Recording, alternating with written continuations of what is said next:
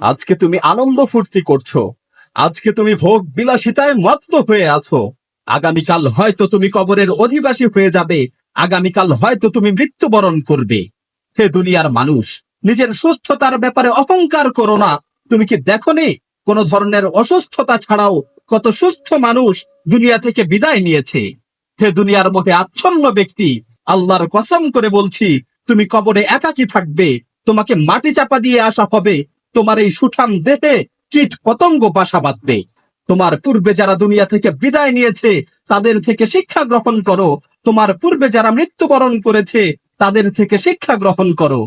আল্লাহর শপথ করে বলছি, যখন তোমার মৃত্যু চলে আসবে তখন তুমি অনুতপ্ত হবে, যখন তোমার বিদায়ের ডাক চলে আসবে তখন তুমি অনুতপ্ত হবে। আল্লাহর কসম, তুমি সেদিন নামাজ না পড়ার কারণে অনুতপ্ত হবে, তুমি সেদিন অনর্থক কাজে সময় নষ্ট করার কারণে অনুতপ্ত হবে। আমার প্রতিপালকের কসম করে বলছি, তুমি সেদিন নামাজ না পড়ার কারণে অনুতপ্ত হবে, তুমি সেদিন সময়ের অপচয় করার কারণে অনুতপ্ত হবে। কিন্তু সেদিন তোমার এই অনুশোচনা কোনো কাজে আসবে না। তুমি আফসোস করতে করতে চিৎকার করে বলবে, রব্বির জিউন, রব্বির জিউন লাআল্লি আমালু সালিহান ফীমা তারাকতু। হে আমার প্রতিপালক, আমাকে দুনিয়াতে আবারও ফিরে পাঠাও। হে আমার প্রতিপালক, আমাকে দুনিয়াতে আবারও ফিরে পাঠাও। হে আমার প্রতিপালক, আমাকে দুনিয়াতে আবারও ফিরে পাঠাও, যাতে করে আমি দুনিয়াতে যে ভালো কাজগুলো করে আসতে পারি। আল্লাহ তাআলা তখন তোমাকে লক্ষ্য করে বলবেন, কাল্লা, কখনো না, তোমাকে আর কখনোই দুনিয়াতে ফিরে পাঠানো হবে না। অন্য আয়াতে এসেছে, যখন মানুষ ভালো কাজ করার জন্য পুনরায় আবার দুনিয়াতে ফিরে আসতে চাইবে, তখন আল্লাহ তাআলা বলবেন, আওয়ালাম নুআম্মিরকুম, আওয়ালাম নুআম্মিরকুম মা ইয়াতাযাক্কারু ফীহি মান তাযাক্কার ওয়া জাআকুমুন নাযীর ফাযুকু ফামা লিয-যালিমিনা মিন নাসীর। আমি কি তোমাদের দীর্ঘ জীবন দেইনি? আমি কি তোমাদের দীর্ঘ জীবন দেইনি? সেই সময় কারো যদি উপদেশ গ্রহণ করার ইচ্ছা থাকতো তাহলে সে অবশ্যই উপদেশ গ্রহণ করতে পারতো। তোমাদের কাছে সতর্ককারীরা এসেছিল, তোমরা সেই সময় তাদেরকে অবহেলা করেছো। সুতরাং জাহান্নামের স্বাদ আস্বাদন করো। আজকে জালিমদের জন্য কোনো সাহায্যকারী নেই।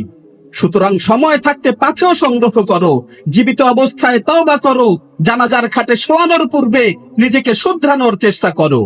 যদি পাথেয় সংগ্রহ না করেই তুমি আখিরাতের সফর শুরু করো তাহলে তুমি অনুতপ্ত হবে।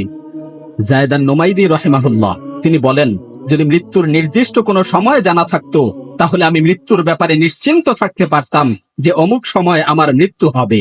কিন্তু মৃত্যুর তো কোনো নির্দিষ্ট সময় আমার জানা নেই, আমি কিভাবে নিশ্চিন্ত থাকতে পারি যে আমার মৃত্যু কখন হবে? আমার মৃত্যু কি সকালে হবে না সন্ধ্যায় হবে?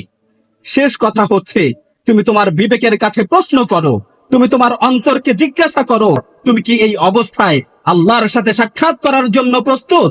আজকে যদি তোমার মৃত্যু চলে আসে তাহলে তুমি কি মৃত্যুর সাথে সাক্ষাৎ করার জন্য প্রস্তুত? হে মৃত্যু সম্পর্কে উদাসীন ব্যক্তি, আগামীকাল তোমার মৃত্যুর ডাক চলে আসতে পারে, সুতরাং মৃত্যুর ব্যাপারে তোমার কি প্রস্তুতি রয়েছে? হে অনর্থক কাজে সময় নষ্টকারী, তুমি কখন জীবনের মূল্য বুঝবে? হ্যাঁ, তখনই তুমি জীবনের মূল্য বুঝবে যখন তোমার মৃত্যু চলে আসবে। হে দুনিয়ার মানুষ, আল্লাহকে ভয় করো। হে দুনিয়ার মানুষ, আল্লাহকে ভয় করো। যারা দুনিয়া ছেড়ে চলে গেছে তাদের থেকে শিক্ষা নাও।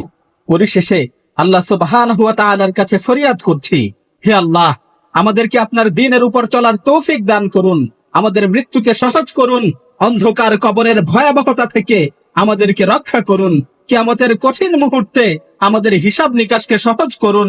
রব্বানা আতিনা ফিদ দুনিয়া হাসানাহ ওয়া ফিল আখিরাতি হাসানাহ ওয়া কিনা আযাবান নার। হে আল্লাহ, দুনিয়া ও আখিরাতে আমাদেরকে কল্যাণের জীবন দান করুন এবং আমাদেরকে জাহান্নামের আযাব থেকে রক্ষা করুন।